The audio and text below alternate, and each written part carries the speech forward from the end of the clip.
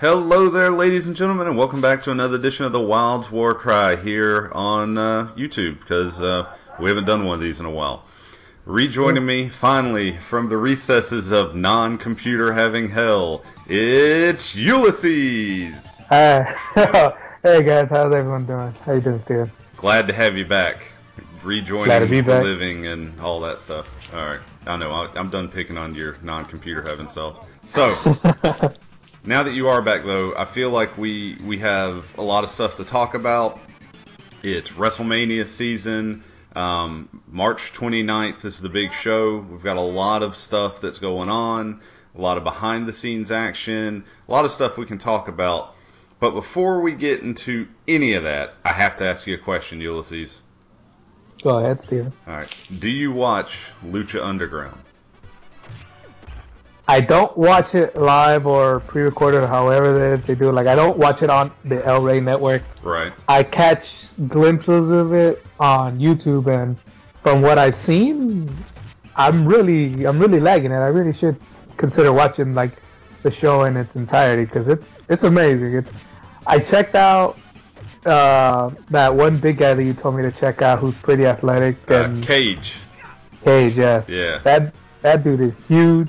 And he's kind of like a more buffed out Luke Harper because he could move around the ring pretty good. Yeah, he moves well for a big guy. He's got an interesting moveset that some people think is a little bit limited, but I really think he works well with what he has, and I like that he has a very just a strong intensity to him. Like I feel like he could do really well there. Yeah. Like. From what I've seen, because I'm a big fan of the whole lucha thing, and like everyone on that card, everyone on that roster looks like they could put on a really enjoyable match to watch like any given time. Sure, and I agree with that. I think this is it's a good show, and if anyone who reads my articles normally, one of the reasons I like it is the plot lines are easy to follow. They move the plot lines along pretty much every episode, so it doesn't feel like it gets too stale at any real point. Also, it's only an hour a week, so it's just easy to keep up with. The promos are really good because, for those who don't know, El Rey is a network that's primarily owned by Robert Rodriguez, the filmmaker, and he is a producer on Lucha Underground. So a lot of the backstage segments and a lot of the kind of stuff they do that's not in the ring and the way they set up the show and kind of give that tone for the show with the opening credits and everything, it's very much kind of his style of filmmaking, and it works. I like it. There's one negative I have to say about Lucha Underground, though, and I don't know how you feel about it. Okay. Matt Striker and Vampiro. Okay, I'm a Matt Striker fan. I'm not. I've never been a fan of his commentary. His commentary really? His commentary always cringes me. I am a fan of Vampiro as a wrestler, and will say that his commentary is not horrible, but like somebody pointed it out, and I didn't catch it the first time. There were a couple of the last episode. There were a couple of times where he actually just completely got the names wrong for moves, and he keeps calling he'll keep calling wrestlers different names, so like sometimes it's really confusing. So I'm not the biggest Vampiro fan on the mic, Yeah. Matt Striker I really enjoy. If you didn't see Wrestle Kingdom 9, he did the commentary with JR, and I actually really liked it. I remember when he took over for SmackDown in like the late 2000s, and yeah, it was bad. I couldn't stand it. When he first started, he needed a lot of improvement. I don't know. I don't know. Like I said, I've liked his work, but he's improved. He's improved. Maybe I'll give him another chance. Yeah. But I encourage you and anyone else who is listening to this who hasn't to give Lucha Underground a chance, because the two best things I watch wrestling wise on television right now are NXT and Lucha Underground. Those are the two things every week. Once I get all of my wrestling shows together, those are usually the first two things I watch because they're usually the best. Yeah, like I love NXT. I'm glued to that thing every Wednesday. Yeah. we're going to talk about that in a little bit, but while we're on the subject of Lucha Underground has kind of a working relationship, of course, with AAA. Now, the reason we're bringing this up is because not too long ago we learned that Rey Mysterio was officially given his release from the WWE. This is something Mysterio's been working towards for a while, and it kept seeming like WWE and Mysterio might come to some, terms of agreement where he could come back, and there were injuries and more surgeries involved, and the rumor is that he's been ready for a while, but WWE was either afraid to use him or whatever you want to call it. But he hasn't, tried to hide the fact that he wanted to get out of his contract. And I think there's a really good chance that we could see Rey Mysterio end up in either AAA or Lucha Underground, somewhere like that. So, in case you didn't know, and small spoiler alert, the wrestlers from AAA do come on to Lucha Underground a good bit. They just had Alberto Del Rio and Tex Tejano on there. Mm-hmm. Yeah. So let me get your opinion. Do you have any thoughts on Rey Mysterio finally not being in the WWE? I'm a huge fan of Rey Mysterio. I was a huge fan of him.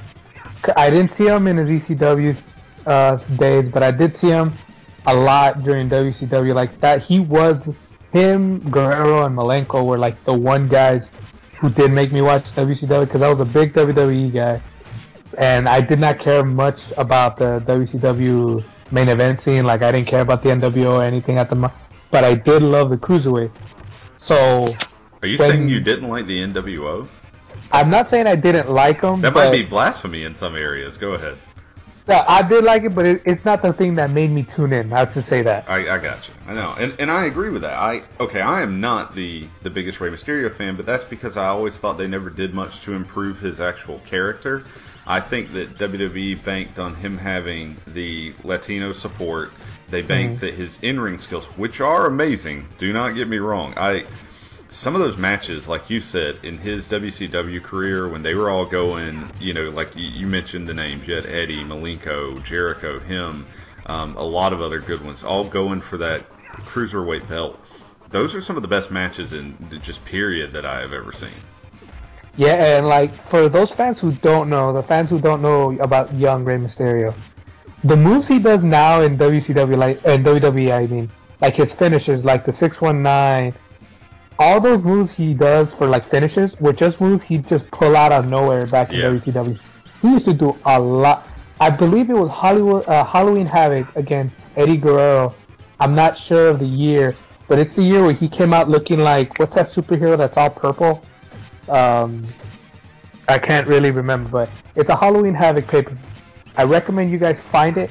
That match is an absolute classic. Like, I defy anyone to watch that and tell me something wrong about that match. It's just great. Since you brought it up, one of my favorite costumes he ever had is where he came out as Captain America at one of the WrestleManias, I believe. Yes. That was just an awesome looking costume. He's had some really neat costume.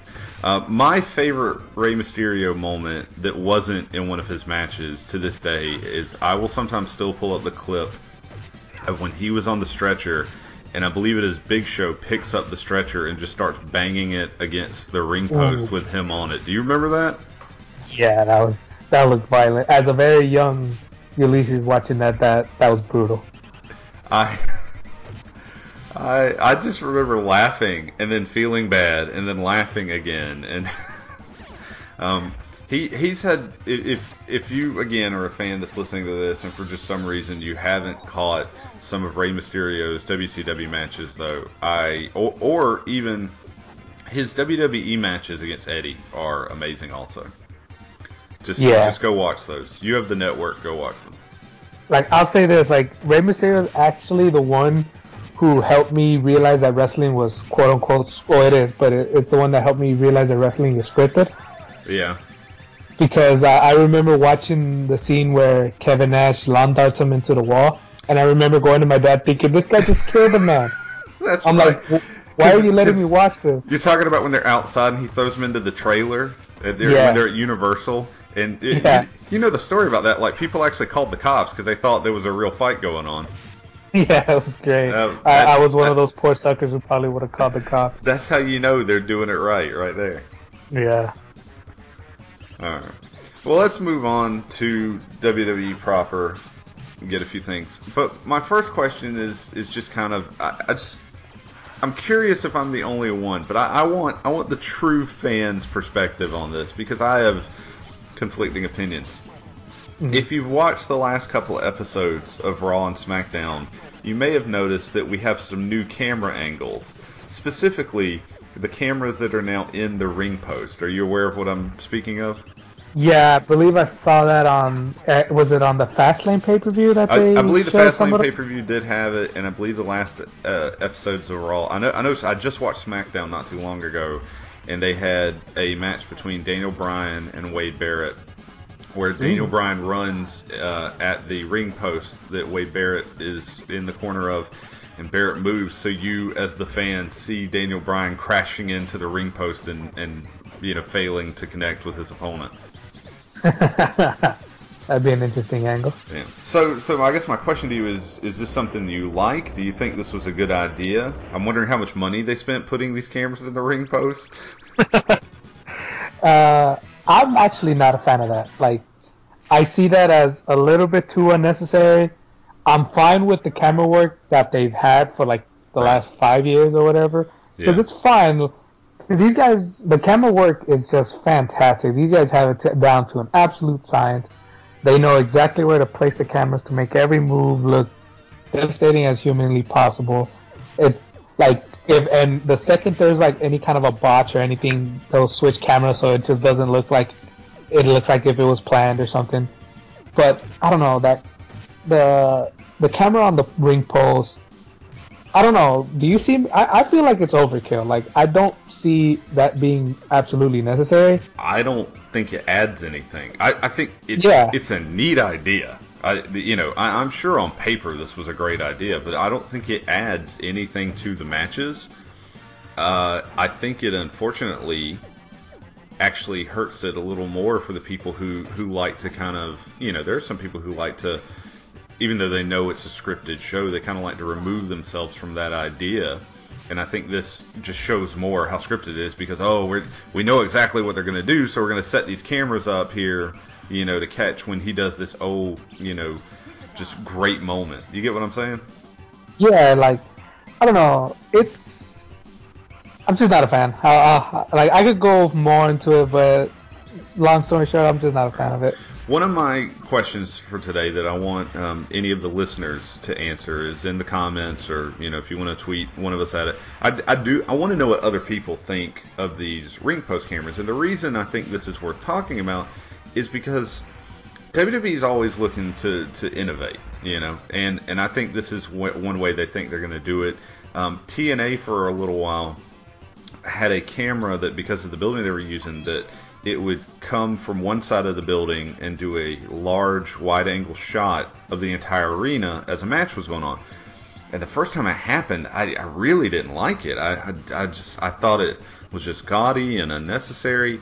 But then they started getting better at the timing. They would do it during that tense moment of the match, or when the two guys were facing off, not attacking each other yet, but getting ready. And they got better at it, and I started to enjoy it. So I want to know if there are fans out there that think that this could work in some way, if maybe there's something else that they could do to make this better. Does that make sense? Yeah, it makes sense. Yeah. I'm better off without it. Yeah. Okay. So we have Ulysses' vote. No more cameras in the ring post. You can say that. I hate to say that, but I guarantee that's something we will see a good bit of at WrestleMania. See, when I thought that was something like a WWE app exclusive. Like, if you watch Raw while watching something on your app, you could look at it through different angles or whatever. I don't know. That's what I was assuming.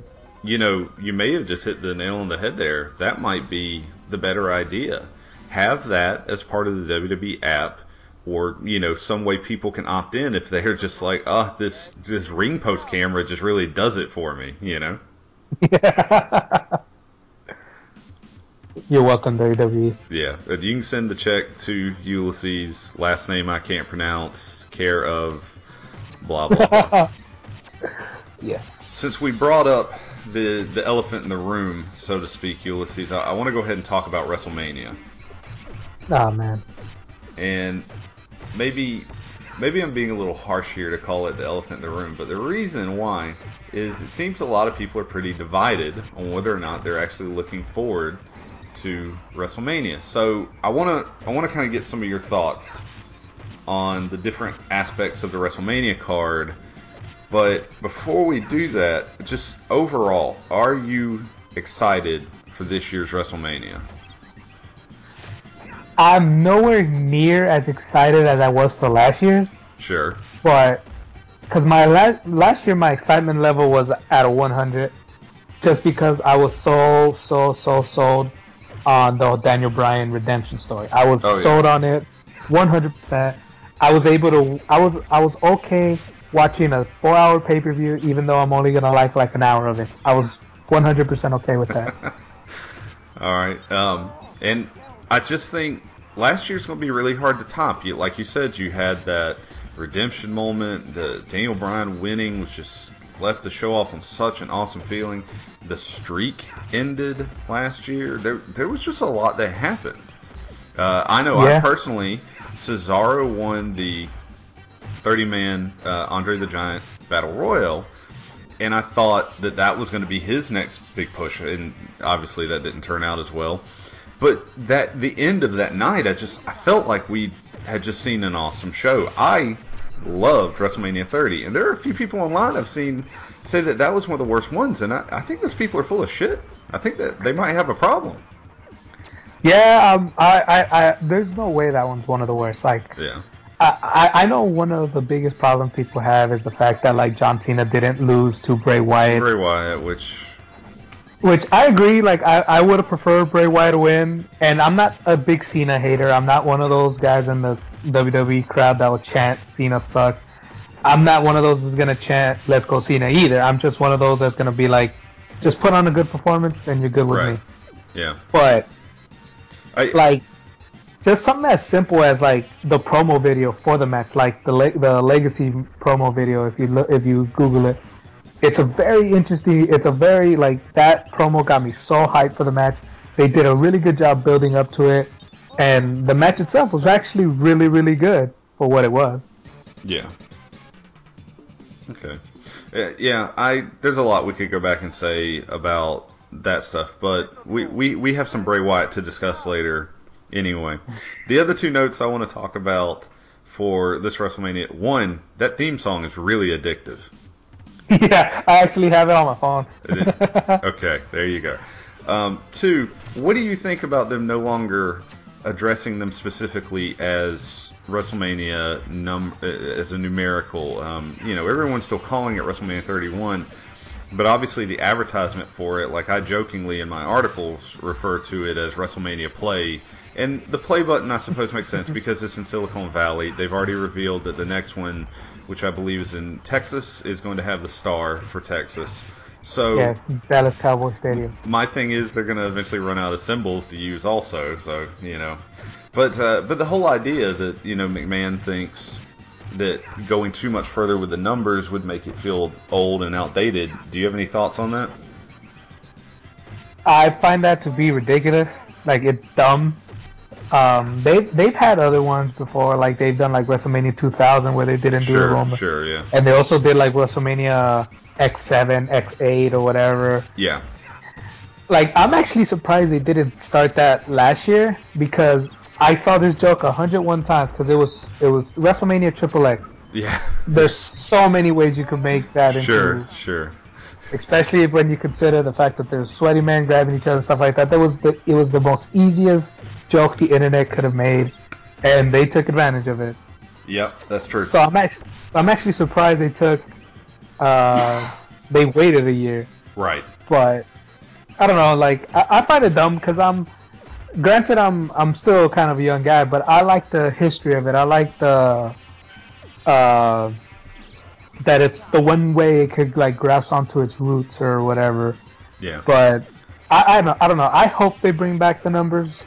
Maybe because they're assuming that like, oh, WWE is gonna be here for 1,000 years. So once it gets to like in the thousands, it's gonna be kind of weird to write all those Roman numerals. But Well, I don't know. I don't know about all that, but I will say this. I think this is also a way for them to try to stand out. I'll tell you why. This is just my opinion, but I've heard other people say this. So I know I'm not the only one who thinks this. The Super Bowl still numbers every Super Bowl. What do you know what number they're up to? I'm not a football guy. Next year, I believe, will be Super Bowl 50, but they're actually not using the Roman numeral for that. They're actually using the actual number. Right, but the point is they're still going to call it Super Bowl 50, so you're addressing that this is the 50th Super Bowl. UFC, I watched UFC the other night, and they're still, using just straight numbers. It's up to 138 or 160 something. I don't remember. 180 something. Wow. Okay. They're up to 100 and something, and they don't look like they're going to change that anytime soon. So I think this is also a way for WWE to try to make their yearly, the biggest show of them all, stand out more, as at least as far from a marketing standpoint. I don't see the need to get rid of the numbers, and people are still going to call them. Next year, you're still going to have people calling this WrestleMania 32. So I don't know. We'll see. I was just wondering if you had any opinions explicitly towards that change. I don't know. I just wish they would go back to just putting it on the logo. Like I see it. There's no problem keeping the numbers on the logo. Yeah, I agree. All right, so let's talk about the card. We have a couple matches in the undercard. Of course, announced was the ladder match for the Intercontinental belt. I'm kind of interested in this, but I don't know if it's actually going to help anyone, and there's a part of me that I don't know. I almost think the better idea is to kind of do what they did with AJ Lee a couple years back. Barrett should retain in this IC match, and then whoever they want to have the belt next should beat him either the next night on Raw or soon after. Yeah, but this is my issue with it, because do you know who's on? Like, is it just a fatal four-way ladder match, or is it like a Money in the Bank style, where it's like a whole bunch of people? They haven't announced yet. Obviously, just judging by the typical rules of a ladder match, the belt will be hanging in the middle of the ring, so it'll be kind of like Money in the Bank in that sense. But they haven't announced how many people are in it. Dean Ambrose is pretty much guaranteed a spot in it. I hear that R-Truth is almost guaranteed a spot, which is fine. I know a lot of people were hating on Truth and asking why was he even in this, but Truth is an amazing worker. He just, he had that one awesome run as a heel against Cena, and then he got dropped flat. So I would like to see more people involved in this, and this is another good way for anyone who's not in the Battle Royal, to get some extra people on the card. So we'll see. But those are the people I think are definitely going to be in it. The other rumor I've heard is that Ziggler is going to be in this match as well. I'm okay with Ziggler because I'm a big Ziggler fan. I'm a big fan of Ziggler, but if my choices were either no Ziggler on the card at all or putting Ziggler on this ladder match, I'm going to choose the ladder match, obviously. Sure, and I know a lot of people, we still don't 100% know where Daniel Bryan is, and he was actually teased on SmackDown for this ladder match, but a lot of people still want to see Ziggler versus Bryan, so I don't know. I just don't, you have to wonder if there's going to be time for that on the card. It may be the biggest show of the year, but there's still only a limited amount of time. So many years, matches have still been bumped off of WrestleMania cards just because of time. The two matches got shortened last year because the segment with Rock, Austin, and Hogan ran over by about 5 minutes. Oh, wow. Yeah, so the ladder match will be interesting. I'm not sure what to think about the Andre the Giant tournament, the Battle Royal tournament, and the reason for that is it seems like some people are already bored with this concept, and I think also it didn't help that the idea that most people had in their head, like I stated earlier, was that whoever won this was going to get a pretty sizable push and some neat things were going to happen. And I think WWE tried that. They put him with Paul Heyman right after that with Cesaro. But, it's I don't know if it's going to work. But do you have anybody you would just love to see win the tournament? I keep calling it tournament. I mean Battle Royal, but go ahead. I'll just say this. I hate the Battle Royal. I hate the Andre. I love Andre the Giant. I love his legacy. I understand what they're trying to do. But I hate this match so much. For one reason and one reason only. It completely engulfs the mid-card. Yeah. And I get, like, I as a wrestler, I get it. You're on television, you get a paycheck. So I'm all for wrestlers going ahead and getting their money. But it's just, unless they're going to bring up a kid from NXT and have him win that and give him that push, this match, to me, I don't care at all. If I had to wish for someone to win, I would like Big E, just because I'm a big fan of Big E Langston, and I want him. You are a big fan of Big E, yes. And I want him to get a push that he so rightfully deserves. But I don't know.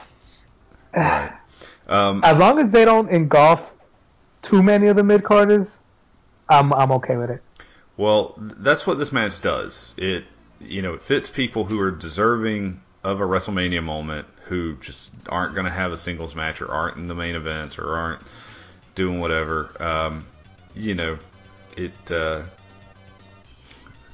It gives them a chance. And I've heard rumors that they're going to put one NXT guy in this match. So choose wisely. You could really have NXT make a nice impression here. The other rumor I heard was that NXT was going to have the match they're going to do 2 matches on the pre-show. So I've heard that the rumor is that they might be one of the pre-show matches. We'll see. This really isn't. I'm sorry? I'm all for that. Yeah. Put the NXT title up on the line at WrestleMania. That'd be great. The pre-show? I'd be for that. That'd be cool. This match isn't really going to be one of the main reasons I watched the show, obviously, but I'm just hoping that somebody who really hasn't had a chance to shine yet can win, pull it out. So, if you were to pick 2, who would you like to see? If I was to pick someone that I wanted to win, give me like 2 options, just so you could widen your possibility. I would love to see Stardust win. Good choice. Yeah. And I really think the other one I have to go with is Zack Ryder. No, I'm kidding. I love Zack Ryder, but I have no idea how hard I'm facepalming at the moment. Yeah, I know. Okay, so honestly, hear me out on this. It's never going to happen. The other person I would really want to see win is Kofi Kingston, because I think he's very deserving of some sort of push. Kind of like what you said about Big E. They're in this gimmick, this New Day gimmick right now, where you've got 3 talented wrestlers, and I just don't think they know what they're doing with it. I still stand by the fact that the New Day needs to be a heel stable, but that would be my other one. I would love to see Kofi Kingston actually get a little bit of a push, get a reward for winning. I got no problem with Kofi winning. I've been a big fan of Kofi for a while now. Yeah, the man is talented. Yeah. The match with him and Randy Orton was really, really good. Oh yeah. It just sucks that apparently Randy kind of buried him after that. All right. Moving on. So we have Undertaker versus Bray Wyatt, and before I get your opinion on this, the 2 things I want to say is that I really wish Bray Wyatt had won against John Cena, and part of it is because I don't think he's going to win this year. So that'll be 2 back-to-back WrestleMania losses for him. What are your thoughts? Are you talking about for Bray? Yeah, I don't think they're going to let Undertaker lose 2 years in a row. See, I see it the exact opposite. I see no way Bray's losing this one. Really? Because they're gonna, because everyone who watched WWF in the 90s know how awesome it was for Undertaker to be that physical embodiment of fear, especially when he started doing the things in the late 90s Attitude Era with the Ministry of Darkness and everything. Sure. He was the freakiest guy I've ever seen in the ring. And Bray Wyatt has, I like Undertaker on the mic. Bray Wyatt is blowing him out of the water at the moment. The guy really could get under people's skin. Yeah. I remember, I forgot what Raw was it that there was rumors of someone kid terribly, terribly terrified that like he walked away or something like that. Look it up. I remember reading something. I know what you're talking about, but I don't remember which Raw it was. Yeah. But like Bray is the perfect, like heir to the throne to the Undertaker. And like I know the streak is over. I know it's done. It's over with. But a victory over the Undertaker at WrestleMania still holds a lot of weight. It really still does. The way I see it is, Bray's gonna win this, and I know this is gonna be kind of blasphemous, but I kind of wish it would be a squash. Like I really do. I'm a big fan of the Undertaker. I don't think the Undertaker should be squashing anybody, but it should be a squash match. This match should be done in 5 minutes. I don't know if I can agree with that because the Undertaker did not reach his full potential last year. The Undertaker is a much better wrestler than the match that we saw between him and Lesnar last year. Hear me out, though. This is why I wanted it to be a quick match. All right. Because I don't want to run the risk of the Undertaker getting another concussion within the first 10 minutes, like how he did. Sure. Last. Okay. And now, if the Undertaker loses this one, and if it's really fast, and let's just say he leaves WrestleMania completely healthy, or not completely healthy, but healthy enough where he doesn't need an ambulance to take him to the hospital. Sure. That means he could come back for one more WrestleMania, which I kind of wish he didn't, but he could come back one more time. We could finally have Undertaker Sting. Yeah, that's the only reason I would really want him to come back at this point. Let's do Undertaker versus Sting. We could finally have Undertaker Sting, and because Sting is winning this match, we'll get into that later. But I know the old saying is always go out on your back, but the Undertaker's final match should be him beating Sting at WrestleMania.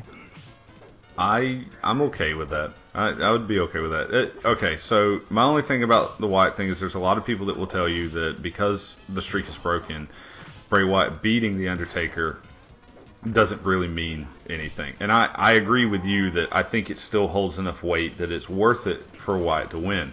However, I just don't see it happening. I really think they're going to have Wyatt go out there and do an amazing job. And Undertaker can help him do that. You know, Wyatt's a good wrestler. He's amazing on promos, like you said.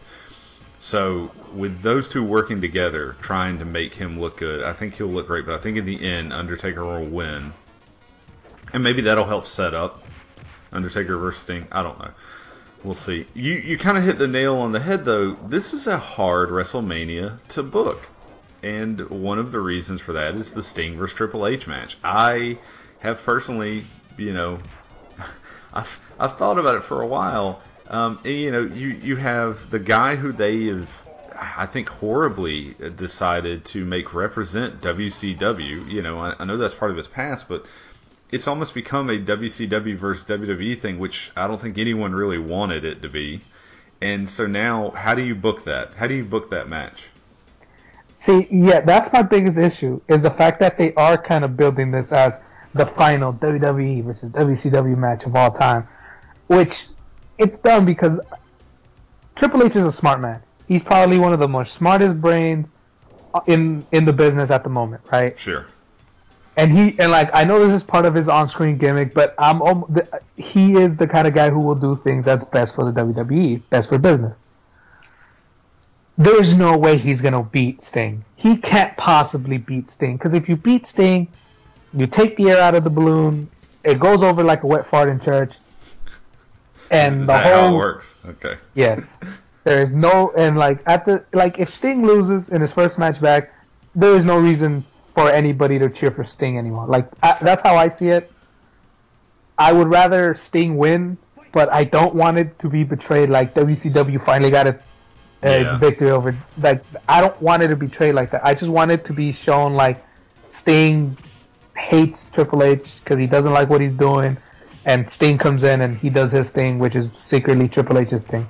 I agree with you. I almost want Sting to win, and then because ideally I don't think he should speak until at the Raw after WrestleMania. That's just my point. And I think on that Raw, he should pretty much be like, I don't give a fuck about WCW. I don't know why you kept saying that. But I kind of hope he comes back as a Joker. Oh, God. I'm kidding. For anyone who missed that portion of TNA, I actually really like Sting in TNA, but that wasn't one of the best parts. Let me hear it right now, just out of curiosity. What's your favorite Sting moment? What's your favorite Sting moment? What's your favorite thing about Sting? The way he stared down Jeff Hardy at Victory Road 2011. Oh, you know what? I knew you were going to bring that up. I just knew somehow. That was great. Some buddies of ours, Steven Larson and Dan Nerd Cubed, actually spoke about this on their last podcast. And I saw that live. I saw that when it happened. I was watching the pay-per-view. I went over to a friend's house and we were watching it, and it was horrible. It was just wretched. So, okay. But no, in all actuality, my favorite Sting moment, I do remember this because this is one of the few Nitros I actually did watch live, was the match against him versus DDP. It was a great match. It was an absolute great match. I think it was for the title, and that's when he beats him. And then later on, Nash books a fatal 4-way, and then DDP wins it back. It was awful. No, that was good though. The match you were referencing was really good. Yeah, the first match, the DDP Sting match. Man, that was a great match. Yeah, I was going to jokingly say that my favorite moment was when Sting and RoboCop teamed up, but I don't know if I could say that with a straight face. Oh, that was great. For anyone who's not, I know we have a lot of fans who either didn't watch WCW or maybe just missed it because they were too young or whatever. But there's an entire library of Sting matches that you should really go watch. I would say anything of Sting versus Ric Flair. If you want to see a big guy that is truly intimidating, go watch his matches against Vader. He had a couple of awesome matches in TNA against Kurt Angle. There's a really awesome one against Samoa Joe where I thought he was going to kill Samoa Joe. So you have your matches to pick from, but I think in the end, I think you're right. I think Sting kind of needs to win in the end, but they need to figure out a way to not make it. The problem is if it makes it look like the company, Triple H can take the loss. He's fine. Triple H is the man. The company might look worse off if they keep doing this. And I know a lot of people are going to be like, oh, it doesn't matter. It's it's not like WCW's around to do anything about it. Yeah. But still, I don't know. This just feels so awkward.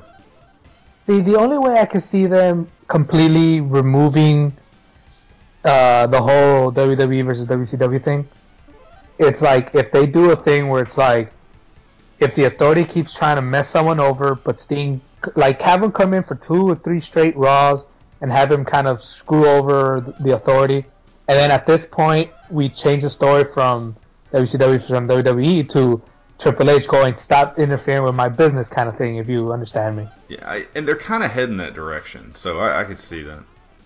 Speaking of, just who's going to get screwed over and stuff like that, I have 2 questions here. So, obviously Lesnar versus Reigns.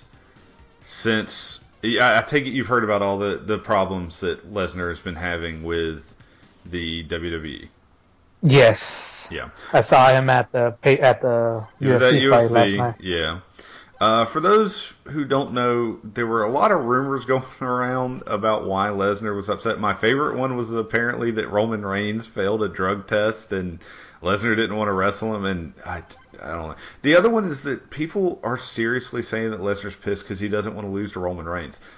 I just don't see that from Lesnar. Lesnar seems like the type of guy. It's like, look, if you pay me, I'll show up and do whatever you want. Just pay me. I really see him as that type of guy. Part of the reason... Go ahead. Lesnar looks like he'll go to Vince McMahon and go, if the check has enough zeros, I'll go out there and drop to Santino for all I care. Exactly. And part of the reason Lesnar supposedly is messed up, at least from what we can tell from all the information, is due to money. And it has to do with his merchandising, and he's apparently not getting as much money. As it says, there's a rumor that going around that Lesnar's shirts and stuff aren't being sold as well. Like they're not putting in the effort to sell them as well as some of the other ones, stuff like that. I don't know how much of that is true, to be honest.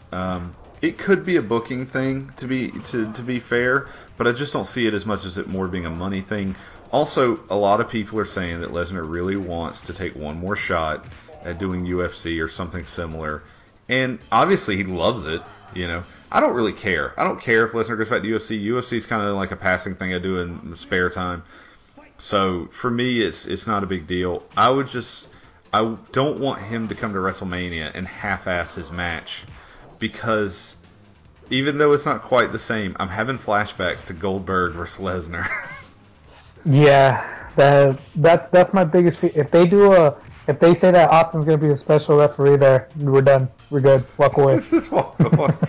Oh man. Well, what do you see as the best outcome for Lesnar versus Reigns? Like, the interesting thing would be is like, how hilarious would it be? Because granted, I know that this is never gonna happen, because this would just stop Roman Reigns dead on his track. If, like, let's just say it's something as dumb as like as Lesnar really doesn't want to drop it to Roman, would he drop it to Rollins? If you catch my drift here. Yeah, I think like, almost everyone I've spoken to thinks that no matter who wins between Roman Reigns and Brock Lesnar, the person walking out with the belt, either WrestleMania or the Raw after WrestleMania, will be Seth Rollins via Money in the Bank. And I could see either way. I would love to have an actual cash-in at WrestleMania of the Money in the Bank, because if I remember correctly, I don't think anyone has actually cashed in at the WrestleMania pay-per-view. No, it's never happened. Yeah. So that would be cool. But the Raw after WrestleMania usually has a big event. The Raw after WrestleMania historically has almost been as good or better than WrestleMania, depending on your opinion. So either one of those two nights, I see Seth Rollins being your new champ. And I know some people who might be like, well, that'd be shitty of them to give it to Reigns and then him lose it. But to me, the best part about wrestling is when that hero that you like is hunting for the title.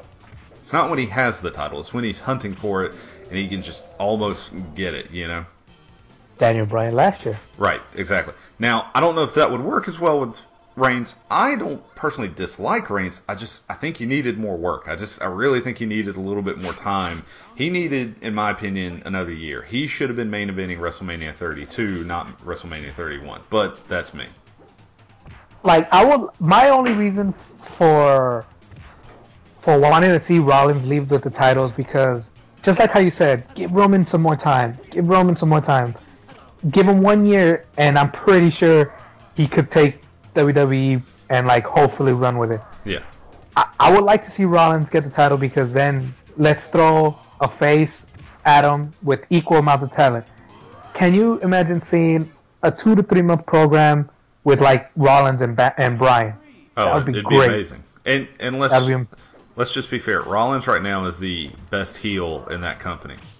Though yeah, I think Randy Orton realized that, because since his return, I definitely am more interested in his character. I love what he's doing right now. I hope they do something really nice with that. I just want him to keep not jumping when he RKO's Jamie Noble. It's the funniest thing. I didn't think about it that way. Watch him RKO Jamie Noble. He doesn't jump. He doesn't need to. He doesn't need to because he's tall. Yeah.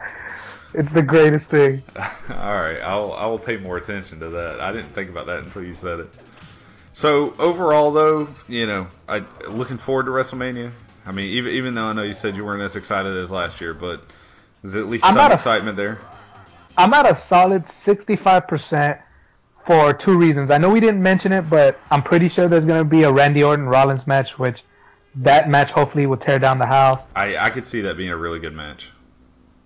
And the only other reason why I'm interested in this is because I didn't see the WrestleMania when Austin beat Shawn Michaels. I didn't watch that WrestleMania. Mm-hmm.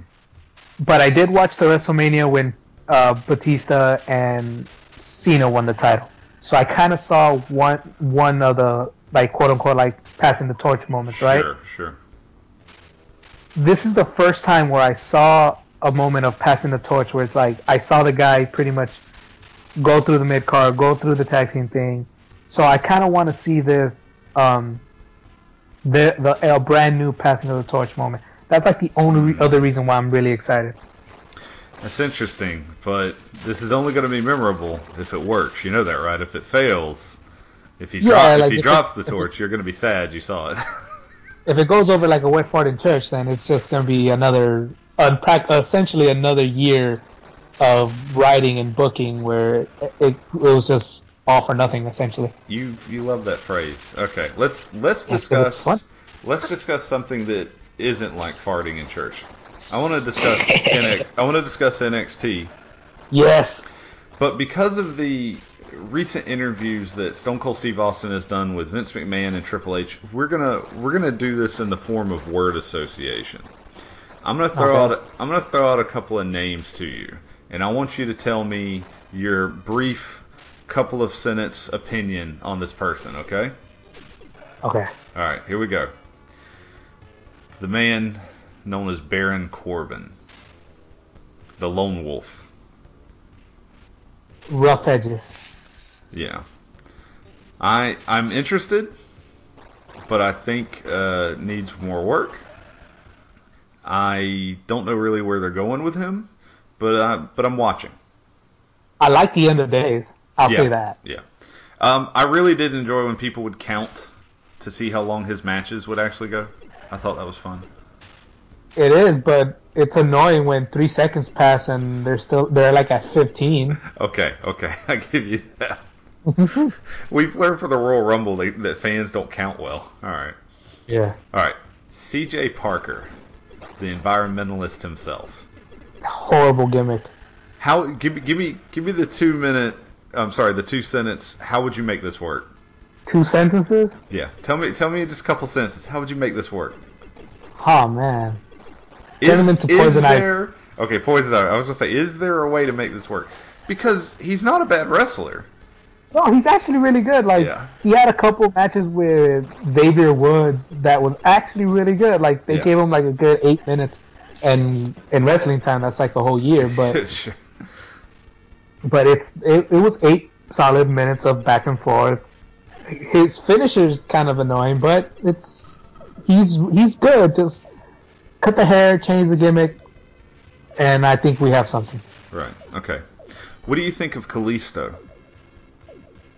Rey Mysterio Jr. Yeah, and I think that's how WWE sees him.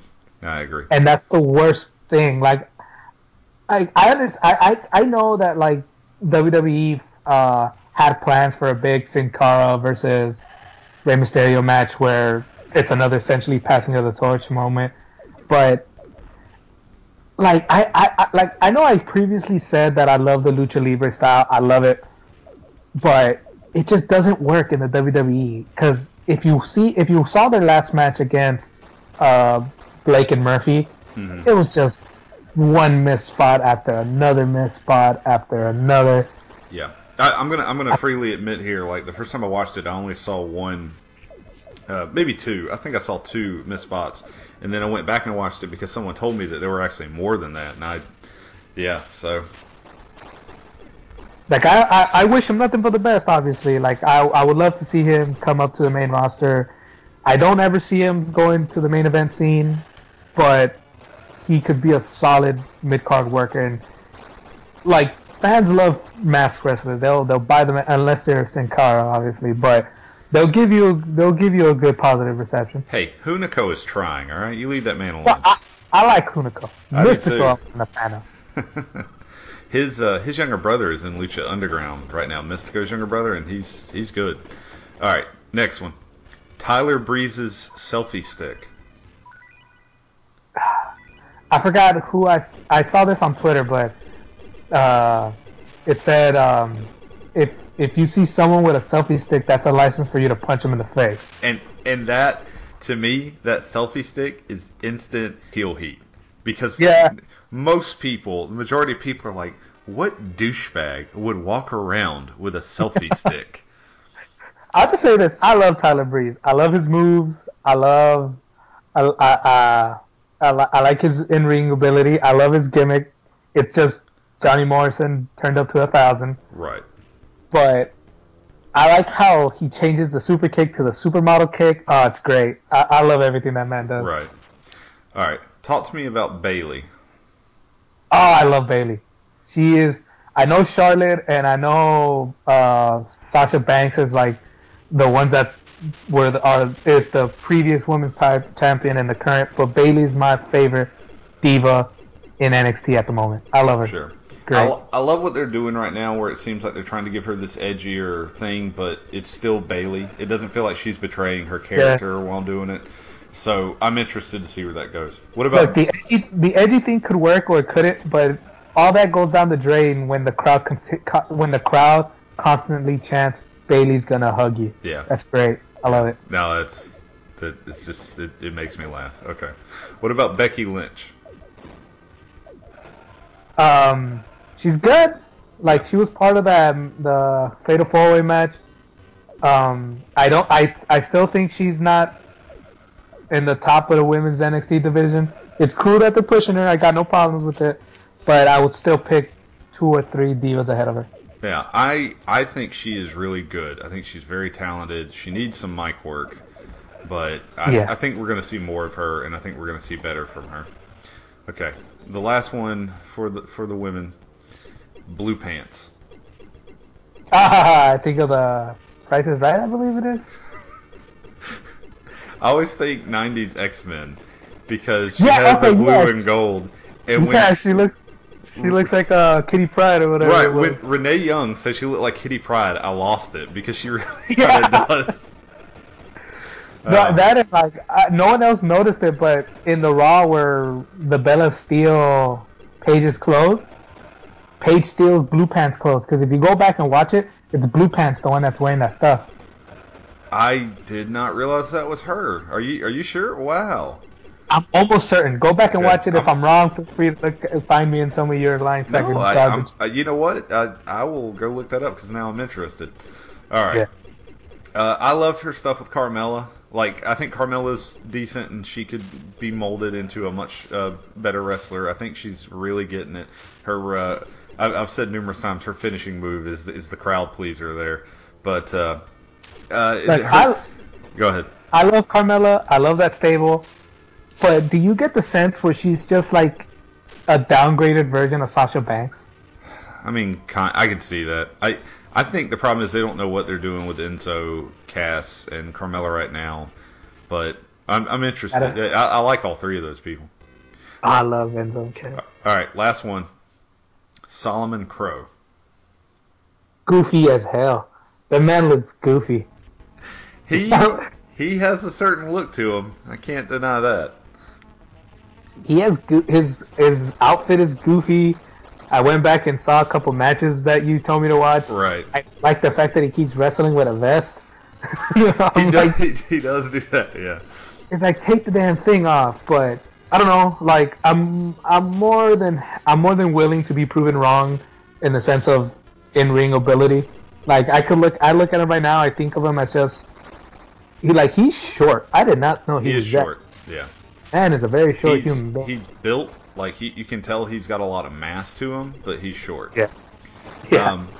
Did you see his last promo? His most recent one. The one where he's like playing whatchamacallit, like Boom Beach or whatever it is. I guess. This is him on a tablet. Yeah, he was playing something on a tablet, and he's on the stairwell. All right. So to me, he looks like an updated version of Raven, but like Raven Light. Because he kind of sounds like he's about to do the whole well, what about me thing, but he had the dark, set. I don't know. It really reminded me of some of Raven's, especially his early ECW stuff. See, I don't know anything of Raven that wasn't WWF, so. Oh man. Okay. There's this thing you need to look up. There are a few episodes where Raven loses a big profile match, and he decides that he wants to quit, and so he goes back home. But the thing is, what's beautiful about it is they've stated before this that Raven comes from a family that's really like pretty rich and like well-to-do, and it's just doesn't fit him. So there are these beautiful segments of Raven and his entire flock like hanging out at his mom's house. And like at one point Raven's like, I need to clear my head and go take a drive. So he just jumps in this like super expensive sports car. It's like yellow Maserati or something and just drives off. And it's just like, what? It just doesn't. You need to find those. Those were great. I gotta check those out. Yeah. All right, so I think we've discussed a lot, and I want to thank you for doing the word association here because I kind of just wanted your initial impressions on some of this stuff. Overall, I think we can both agree that NXT has been really good right now, and I think, I'm waiting. Finn Balor versus Owens is going to be crazy. I think it's going to work. See, I consider me just someone who can never be pleased or whatever, but I won't be happy until I see a match with like Itami, Sane, Neville, Owens, and Balor. Like put all 5 of them in a ring together. Yeah, but then the ring would just explode. No, I really thought you were going to say I'm not going to be happy until Owens actually kills someone. I was like, oh, we're going to a dark place here. All right. I love Owens. Like I wish they would let him do the package power driver, but yeah. I understand why they wouldn't. Kevin Steen is definitely another person who's now Kevin Owens, obviously. If you just haven't seen any of his matches, go watch anything of him versus El Generico or the Briscoes. He has a bunch of really good matches. Yeah. Okay. All right. Well, I think that is the best place to end for today.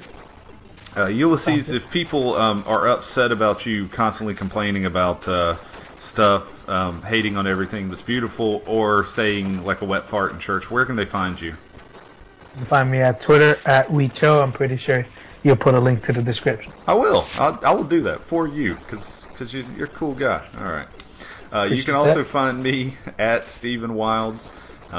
Also, if you're listening to this through Wrestling News Source, I write an article there every week. Also a YouTube video, stuff like that. It's on this channel. You can find it. It's not hard. I want to thank everybody for listening. I want to thank my guest, Ulysses. Thank you for having me. And until next time, you guys take it easy.